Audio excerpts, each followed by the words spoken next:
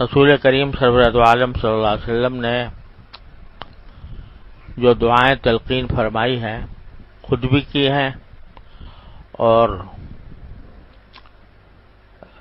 خود اپنے عمل سے ان کی ایک طرح سے ترغیب بھی دی ہے. ان میں سے ایک دعا ہے جس کا بیان پچھلے مجلس میں شروع کیا تھا. اس میں دعا یہ فرمائی سرکار دو عالم صلی اللہ علیہ وسلم نے اللہم انی اسألک من خشیتک ما تحول به بیننا و بین معاصیک، کہ اللہ میں آپ کی خشیت میں سے اتنا حصہ مانگتا ہوں جو میرے اور گناہ کے درمیان رکاوٹ بن جائے، حائل ہو جائے. یعنی اللہ جل جلالہ کی جو عظمت شان ہے، جو اس کا کبریائی ہے، اس کا جو جلال ہے، اگر اس کا تصور کر کے حقیقی خوف انسان کرے تو وہ انسان کی تو برداشت سے باہر ہے. جب سرکار دو عالم صلی اللہ علیہ وسلم کی جب اللہ جل جلالہ کی تجلی اس کو انسان برداشت نہیں کر سکتا، پہاڑ برداشت نہیں کر سکتا. جب حضرت موسیٰ علیہ السلام نے فرمائش کی کہ مجھے زیارت کرا دیجئے اپنی، تو اللہ تبارک و تعالی نے فرما دیا کہ تم مجھے دیکھ سکتے نہیں، اور اس کا مشاہدہ اس طرح کرا دیا کہ ذرا یہ پہاڑ ہے، اس کو دیکھنا، اس پر ہم اپنی تجلی ڈالیں گے، اگر وہ اپنی جگہ پر ثابت رہ گیا پھر استقر مکانہ فسوف ترانی، تو تم مجھے دیکھ سکتے ہو، دیکھو گے. لیکن قرآن کریم فرماتا ہے فلما تجلی ربہ للجبل جعلہ دکن، جب باری تعالیٰ نے اپنی تجلی ڈالی پہاڑ کے اوپر، پہاڑ پر تجلی ڈالی، اور یہ تجلی بھی کس قسم کی ہوگی اللہ تعالیٰ بہتر جانتے ہیں، تو جعلہ دکا، پہاڑ کو ریزہ ریزہ کر دیا. وخر موسیٰ صاعقہ، موسیٰ علیہ السلام بے ہوش ہو کر گر پڑے. خود موسیٰ علیہ السلام پر نہیں ہوئی تھی تجلی، پہاڑ پر ہوئی تھی. پہاڑ گر پڑا، ریزہ ریزہ ہو گیا، اور موسیٰ علیہ السلام صرف پہاڑ کے نظارے کو دیکھ کر بے ہوش ہو کے گر گئے. تو جب تجلی ہو بغیر جلال کے، وہ تجلی کوئی جلال کے ساتھ تو نہیں تھی، وہ تو جمالی کے ساتھ تھی. جب بغیر جلال کے تجلی ہو تو وہ انسان برداشت نہیں کر سکتا. انسان کیا پہاڑ برداشت نہیں کر سکتا. تو اگر تجلی ہو جلال کی اعوذ باللہ، تو پھر انسان کیسے برداشت کر پائے گا؟ لہذا مطلب یہ ہوا کہ آپ کی خشیت کی جو حقیقت ہے، یعنی خوف کی جو حقیقت ہے، وہ تو ہماری برداشت سے باہر ہے، تحمل سے باہر ہے. لیکن اتنا خوف ہمیں عطا فرما دیجئے کہ جو ہمارے اور گناہوں کے درمیان حائل ہو جایا کرے، کہ جب کسی گناہ کا موقع آئے یا گناہ کا داعیہ پیدا ہو، گناہ کرنے کو دل چاہے، تو آپ کا خوف اتنا آ جائے ہمیں کہ جو ہمیں اس گناہ سے روک دے. اسألک خشیتک من خشیتک ما تحول به بیننا و بین معاصیک. خشیت تو اتنی عطا فرما دیجئے، اس سے زیادہ کام میں ہمیں تحمل نہیں. اللہ تعالیٰ اپنے رحمت سے ہم سب کو عطا فرما دے. اور یہ خشیت جو انسان کو معصیت سے روکتی ہے، یہ خشیت، یہی مطلوب بھی ہے، یہی مانگی بھی گئی ہے، اللہ تعالیٰ سے دعا بھی اسی کی مانگی ہے. لیکن یہ حاصل کیسے ہو؟ یعنی دعا تو بے شک کرتے ہی رہنا چاہیے، اللہ تبارک و تعالی ہم سب کو عطا فرمائے، اور دعا کرتے بھی رہنا چاہیے. لیکن یہ ایسی اس حد تک خشیت ہو جائے کہ جب گناہ کا موقع آئے یا گناہ کی خواہش پیدا ہو تو اس وقت یہ خشیت آ کر بیچ میں آڑ بن جائے. یہ کس طرح ہو؟ تو اس کے لیے ضرورت ہے اللہ جل جلالہ کے ساتھ تعلق. جتنا تعلق باللہ، تعلق مع اللہ قوی ہوگا، اتنی ہی یہ خشیت حاصل ہوگی. اللہ تعالی کے ساتھ تعلق جتنا کمزور ہوگا، اتنا ہی انسان کو یہ خشیت اتنی حاصل نہیں ہوگی جو اس کو گناہ سے روک سکے.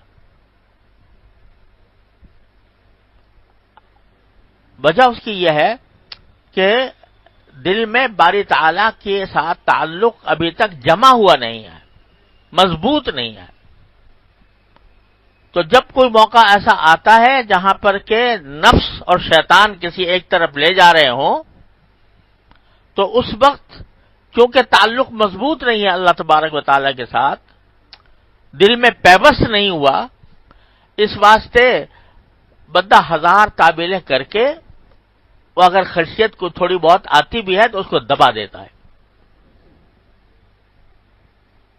اس کی مثال یوں سمجھے کہ کوئی بے حیائی کا کام ہے، اعوذ باللہ. آج کل تو بے حیائی کا سیلاب ہے. بے حیائی کا کام ہے. اگر دل میں وہ بے حیائی کا کام کرنے کا خیال آیا، خواہش پیدا ہوئی کہ یہ کام کر کے میں لذت لے لوں، میں مزہ لے لوں، تو ایک عام آدمی بھی جب وہ کام کر رہا ہو یا اس کا داعیہ پیدا ہو رہا ہو، دل مچل رہا ہو کہ وہ کام ضرور کروں، باپ آ کے کھڑا ہو گیا سامنے، کہاں جائے گا وہ داعیہ؟ کہاں جائے گی وہ خواہش؟ یہ تو کہہ رہے جی مجبور ہو گیا، میں خواہش سے مجبور ہو گیا، نفس کے ہاتھوں مجبور ہو گیا. ارے بھائی، جس وقت وہ نفس کے ہاتھ مجبور ہو رہے ہو، اس وقت میں تمہارا باپ آ کے کھڑا ہو جائے، تمہارا بھائی آ کے کھڑا ہو جائے، تمہاری ماں آ کے کھڑی ہو جائے، تمہارے استاد آ کے کھڑے ہو جائے، تو وہ رہے گی وہ خواہش؟ کہو گے جی میں کیا کروں، مجبور ہو گیا، استاد کے سامنے بھی کر رہا ہوں، باپ کے سامنے بھی کر رہا ہوں، بھائی کے سامنے بھی کر رہا ہوں. کیوں نہیں؟ کیوں اس وقت وہ خواہش دب جاتی ہے؟ کیوں رکاوٹ پیدا ہو جاتی ہے؟ کیوں تم ایک دم سے اس سے باز آ جاتے ہو؟ اس لیے کہ اپنی بدنامی کا خوف اور لوگوں کے دلوں میں اپنے فسق و فجور کا خیال آنے کا خوف وہ ایک دم سے روک دیتا ہے. حالانکہ جو بیچارہ باپ ہو، بھائی ہو، رشتہ دار ہو، وہ آیا تو زیادہ زیادہ یہی ہوگا نا کہ وہ تمہیں برا سمجھے گا، تمہارے اس عمل کو برا سمجھے گا، اتنا ہی ہوگا نا. اور زیادہ زیادہ یہ ہو سکتا ہے کہ دو چار آدمیوں سے بھی بتا دے گا بھائی میں نے اس کو اس حالت میں دیکھا تھا. بس کوئی سزا تو نہیں دے گا، کوئی کوڑے تو نہیں مارے گا، کوئی آگ سے تو نہیں جلائے گا تمہیں، لیکن وہاں تو یہ خوف ہے اور وہ روک رہا ہے، گناہ سے روک رہا ہے. لیکن یہ خیال کیوں نہیں آتا کہ ایک ذات ایسی ہے جو ہر وقت دیکھ رہی ہے، ہر وقت دیکھ رہی ہے، میری تنہائی میں بھی، میری خلوت میں بھی دیکھ رہی ہے۔ اگر فرض کرو ایک ایسے کمرے میں ہو جو چاروں طرف سے بند ہے، لیکن پتا ہے کہ یہاں کیمرہ لگا ہوا ہے اور کہیں سے اس کی نگرانی ہو رہی ہے، پھر دیکھو کیا ہوتا ہے، خواہشات پیدا ہوتی ہیں، جذبے پیدا ہوتے ہیں، دل مچلتا ہے، لیکن نہیں کرے گا۔ مجھے بڑا سبق ملا تھا، ایک مرتبہ میں امریکہ گیا تو وہاں جو کون سا شہر ہے، ناسا، تو وہ ہیوسٹن میں، تو وہ ہمیں ناسا دکھانے کے لیے لے گئے، جہاں پر کہ سارے خلائی جہازوں کا وہ ہیڈ کوارٹر ہے، وہاں سے خلائی جہاز اڑتے ہیں اور پورے سیارے سارے فضا میں جو ہے وہ وہیں سے نکالے جاتے ہیں۔ اور وہاں نہ کوئی اس زمانے میں کوئی پولیس تھی، نہ کوئی فوج تھی، نہ کوئی سیکورٹی کے انتظامات تھے وہ خاص، اور لے جا کر عین ہمیں بالکل آپریشن روم کے اندر کے پاس کھڑا کر دیا۔ لیکن جب ہم داخل ہو رہے تھے تو وہاں ایک بورڈ لگا ہوا تھا، اس پر لکھا تھا یو آر واچڈ، تمہاری نگرانی ہو رہی ہے۔ بس تو اب جب آدمی وہ بورڈ پڑھتا کہ تمہاری نگرانی ہو رہی ہے تو ٹھٹک کے رہ جاتا تھا، ایک دم سے اس کے جو بدن کی حرکات ہیں وہ ایک دم سے سیدھی سادھی ہو جاتی تھی، بھائی کوئی اور گڑبڑ نہ ہو جائے کہیں۔ تو مجھے خیال آیا کہ اللہ یہ بات کہ یو آر واچڈ، یہ تو قرآن کریم نے ان اللہ کان بما تعملون خبیرا، ان اللہ بصیر بما تعملون، اللہ تعالی نے فرما رکھا ہے کہ تمہیں میں ہر وقت دیکھ رہا ہوں، ہر آن دیکھ رہا ہوں، کوئی لمحہ ایسا نہیں ہے جس میں تم میری آنکھوں کے سامنے میرے سامنے نہ ہو۔ تو باپ آ جاتا ہے تو رک جاتے ہو، بھائی آ جاتا ہے تو رک جاتے ہو، کوئی انسان آ جاتا ہے جو تمہارا دوست ہو یا جس کے تم یہ چاہتے ہو کہ اس کے اوپر میری برائی ظاہر نہ ہو، وہ آ جاتا ہے تو رک جاتے ہو۔ لیکن وہ علیم و خبیر جو ہر آن دیکھ رہا ہے اس کے بارے میں کیوں خیال نہیں آتا؟ وجہ کیا ہے؟ تعلق کی کمزوری ہے۔ جتنا تعلق باپ سے ہے اتنا اللہ سے رہے نہیں ہے۔ جتنا استحضار باپ کی رضامندی کا ہے، ماں باپ کی رضامندی کا ہے، مخلوق کی رضامندی کا ہے، اتنا اللہ تعالیٰ کی رضامندی کا خیال نہیں ہے، اس کی فکر نہیں۔ یہ وجہ ہے جس کی وجہ سے باوجود اس کے کہ آدمی ایمان رکھتا ہے، یقین رکھتا ہے کہ اللہ تعالیٰ مجھے دیکھ رہا ہے، اور اس بات کا ایمان رکھنے کے باوجود وقت پر یہ خوف اس کو گناہ سے نہیں بچاتا۔ تو یہ در حقیقت اس وجہ سے ہے کہ تعلق مع اللہ میں کمی ہے۔ اللہ تعالیٰ کے ساتھ تعلق مضبوط ہوا تو آپ ایسا لگے گا کہ میں ہر وقت باری تعالیٰ کے سامنے ہوں، اور یہی معنی ہے ان تعبد اللہ کأنک تراہ فإن لم تکن تراہ فإنہ یراک۔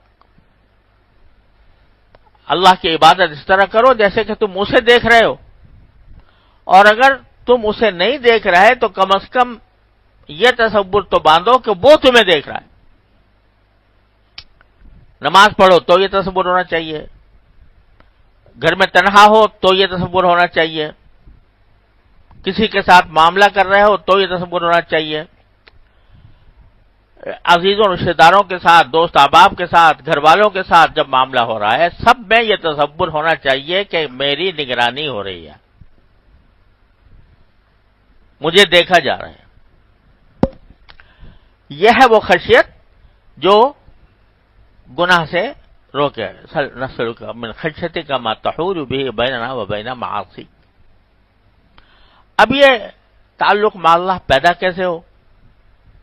جو اس چیز کو آدمی اپنی زندگی کا محور بنا لے تو وہ ہوتا ہے اہل اللہ کی صحبت سے حاصل ہوتا ہے، اللہ والوں کی صحبت سے اللہ تبارک و تعالیٰ کے ساتھ تعلق بھی بڑھتا ہے، اور اس کے بعد وہ خشیت بھی پیدا ہوتی ہے جو انسان کو گناہوں سے روکے۔ بھائیوں، بار بار یہ میں اس لیے عرض کرتا ہوں کہ ہمارا زمانہ جو ہے نا وہ بہت ہی آزمائش کا زمانہ ہے، زبردست آزمائش کا زمانہ ہے۔ شیطان کے ہر کارے پھیلے ہوئے ہیں معاشرے کے اندر، گناہوں کے اسباب چھائے ہوئے ہیں، اور کوئی آدمی گناہوں کے ان اسباب کی شرارت سے خالی نہیں۔ لیکن اس صورتحال میں اگر کوئی چیز بچا سکتی ہے بندے کو تو وہ خشیت اللہ ہے اور تعلق مع اللہ، اللہ تعالیٰ کے ساتھ تعلق۔ اللہ تعالیٰ ہم سب کو عطا فرما دے اپنے رحمت سے، اسی لیے مانگ رہے ہیں سرکار دو عالم صلی اللہ۔ بھائی اگر حاصل ہے سبحان اللہ، بہت اچھی بات ہے، شکر ادا کرو۔ بھائی فلاں موقع پر مجھے ایک موقع آیا تھا گناہ کرنے کا، لیکن اللہ تعالیٰ نے مجھے بچا لیا، الحمدللہ، اللہم لک الحمد و لک الشکر۔ اگر یہ خشیت حاصل ہے جو گناہ سے بچا سکتی ہو، ورنہ پھر تیار ہو جاؤ کہ ٹھیک ہے جی، جہنم